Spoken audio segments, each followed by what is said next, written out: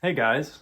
So usually I make short form content. I was doing a lot of TikTok. Obviously now I can't do that. I've been making YouTube shorts, Instagram reels, stuff like that. But I want to get more into long form content. Also, this is one of my first videos filming horizontally, so bear with me if I'm looking in weird directions and whatnot. But this video is essentially a reflection of how I have changed as a person since August of 2024 until now. And it's because I had to write a paper for school about that exact topic. To say that I've changed a lot in that time frame, and especially in the last month, is an understatement. I have completely changed who I am within myself. And I just wanted to share it with you guys, this paper, and I promise I'm not gonna directly just stare at the screen the whole time and read it to you like that. I'll try to, keep it engaging. But yeah, let's just get into it. It's not a super long paper. It really won't be that long of a video, just longer than a YouTube short. Okay, and then just a little quick background is that I am 25 and I am pursuing an associate's degree in Parks and Museum Education at a technical school, or it's similar to a community college, but it's more focused on the career path. And I dropped out of college twice prior to this at different points in my life. But now I'm actually studying something I'm interested in. Parks and Museum Education has a very heavy focus on nature and wildlife, so the classes are really cool and related to that. But anyway, this was for a interpretive guide techniques class, and it was just a reflection paper. So here we go. I titled this The Metamorphosis of Mason Schneider, otherwise known as Captain Meso, the Pirate Yogi. I didn't put that in the paper though. All right, here we go. When it was revealed to me that our first assignment would be a reflection paper about why I'm a different person than I was on August 8th, 2024, I became genuinely excited. Although changes are ironically a constant in life for everyone, we often only take note of the big ones. These more significant transformations are generally fewer and far between than the changes that we encounter on a daily basis. Take the classic example in the natural world of the caterpillar turning into a butterfly. It only happens once in the creature's life. I have undergone a major metamorphosis myself since early August, and thus I've been looking forward to writing this paper and reflecting on my personal reshaping of everything I consider to be me. In order to more completely understand my transformation, it seems essential to first look back at who I was at the beginning of my journey at this college.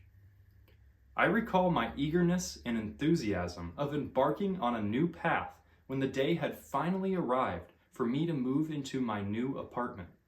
For the first time in my life, I would be living completely alone, other than my little crew of 2 cats and a dog.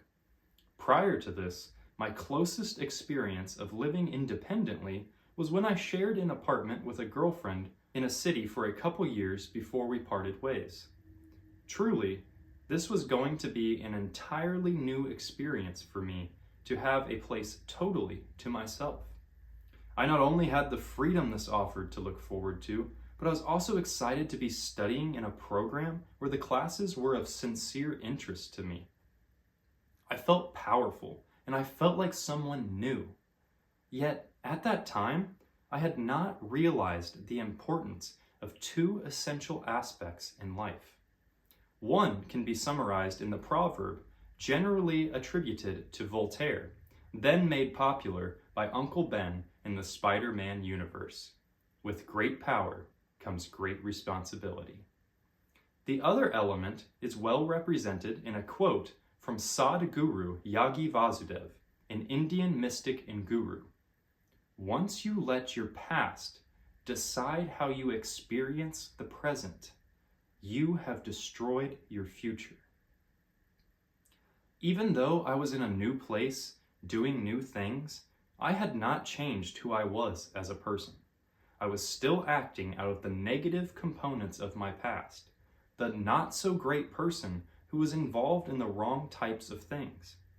I refused to acknowledge the weight of responsibility that came with being on my own, and because I ignored it, rather than figuring out a way to deal with it, The weight only grew heavier and heavier until I collapsed beneath it. There is something both mesmerizing and equally terrifying about witnessing or experiencing something collapse. Think about how it is to watch a bridge or another long time standing structure fall apart, and you'll know precisely what I mean. The pain of crumbling to pieces all at once is horrific. And yet when the destruction has ended, one is left with a beautiful, clean slate upon which they can rebuild themselves in any way they wish. Rather than getting into the specifics of how and when things all came tumbling down for me, we shall instead examine how I used this as a stepping stone to recreate myself. When we reach our lowest point, we are open to the greatest change. That was spoken by a character named Aang from the Avatar: The Last Airbender franchise, although that was specifically from the Legend of Korra show. Essentially, I cut the stuff out that was bad for me, and I replaced it with things that are good for my well-being. On a side note, that sounds pretty obvious, but it's harder to put that into practice. The bad stuff was mostly people I used to hang out with in detrimental long-time habits. In place of those people, I started the journey of becoming my own best friend, crafting myself into someone that I think would be good company and a good influence. And what a worthwhile journey that is indeed. Now, of course, I also look forward to meeting new people who share my newfound values of doing what's good for yourself and for others. In place of the bad habits, I introduced an influx of positive ones. Some of the most impactful have been daily meditation, rigorous exercise, learning new skills, embracing passions, and overall becoming more disciplined and conscious with everything I do. In the last month, I have changed so much that even the people who have known me for the majority of my life hardly recognize the person that I have become within myself. They certainly are happy to be getting to know the new me. I think the main way that my assumptions and views of my major in school have changed is simply that I do my best now to not make any assumptions about it at all. I take everything for what it is right here, right now. That's what's important to me these days. This moment. The past is merely memories to reflect on, lessons I've learned from both the good and the bad experiences in my life. The future is just my imagination, a useful tool indeed, but never truly solidified and constantly being altered. In regards to my college experience, the part that has surprised me the most is how much I am actually enjoying it, especially these days as the new me.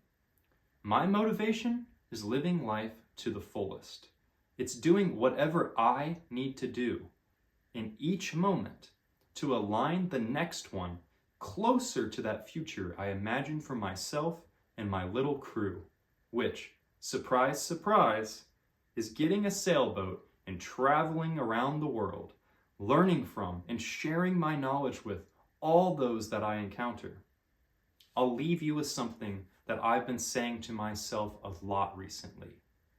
One step at a time, and with every step, we grow stronger. The very world itself grows stronger, for I am a part of the world. Okay, so hopefully you guys enjoyed that. You know, I'm pretty tough on myself with my writing because I'm a writer by profession as well.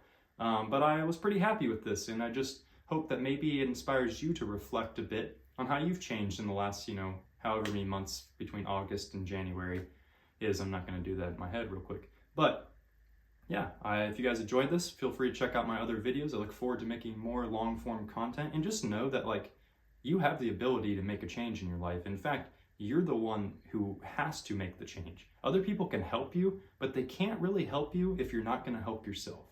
So anyway, I wish you all the best. Thanks for watching. Subscribe if you want to. That'd be cool. I'm new to YouTube. Only got like 30 subscribers. If you don't want to, that's fine too. And have a great day. Namaskaram. Bro, if this didn't record, I'm gonna be pissed.